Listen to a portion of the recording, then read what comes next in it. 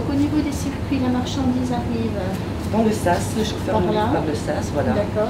Et moi je répertorie et je distribue dans les frigos. Je prends ma température en arrivant. Et le menu est différent pour les maternelles et pour les primaires? Non, le menu est le même pour tout le monde. Voilà. D'accord. Donc vous avez reçu une formation à l'hygiène? Oui, j'ai passé le concours, oui, tout à fait, la méthode HACCP. Oui, d'accord. Et donc ça, c'est fait par sondage pour certains produits. C'est pas systématique. Non, on ne prend pas tous les produits. On prend un produit en principe, si le bœuf est à 2,4, le reste, voilà.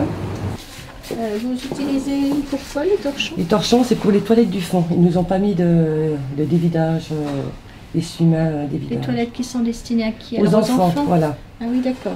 Au sein de la Direction départementale de la protection des populations, existe un service nommé Protection de l'alimentation humaine. Il est composé d'environ 60 agents qui agissent pour la protection des consommateurs.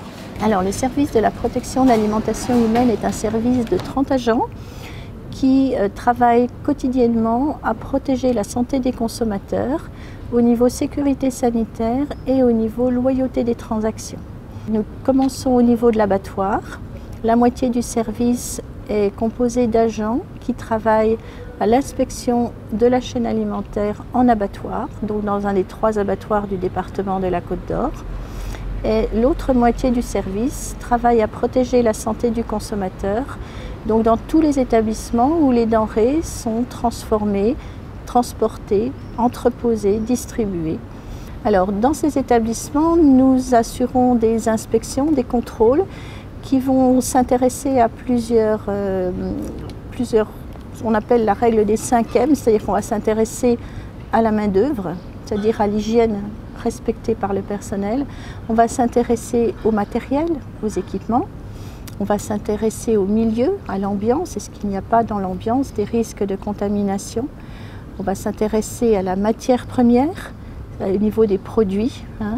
Ou est-ce que dans les produits qui sont conservés, il n'y en a pas qui sont par exemple à date limite de consommation dépassée?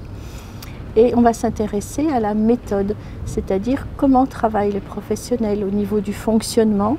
Est-ce qu'ils respectent par exemple la chaîne du froid de telle façon que les denrées ne soient pas contaminées et que les denrées ne risquent pas d'avoir une multiplication des germes pathogènes qui les rendraient préjudiciables à la santé du consommateur.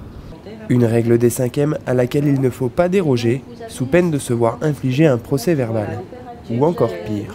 En 2010, on a fait à peu près 1300 contrôles. Donc, bon, c'est vrai que ça ne veut pas dire grand-chose. Il y a des contrôles qui sont très longs dans des entreprises importantes où effectivement ils vont nous prendre plusieurs heures et puis d'autres contrôles qui seront plus rapides dans des établissements de plus petite taille. Alors en moyenne, au niveau des suites, on a à peu près un quart de nos contrôles qui vont justifier d'actions.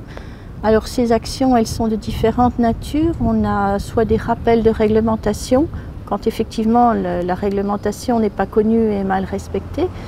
On peut avoir également des mesures de police administrative qui vont jusqu'à la possibilité de suspendre l'activité de l'établissement par un arrêté signé par Madame la Préfète lorsque vraiment il y a un risque pour le consommateur.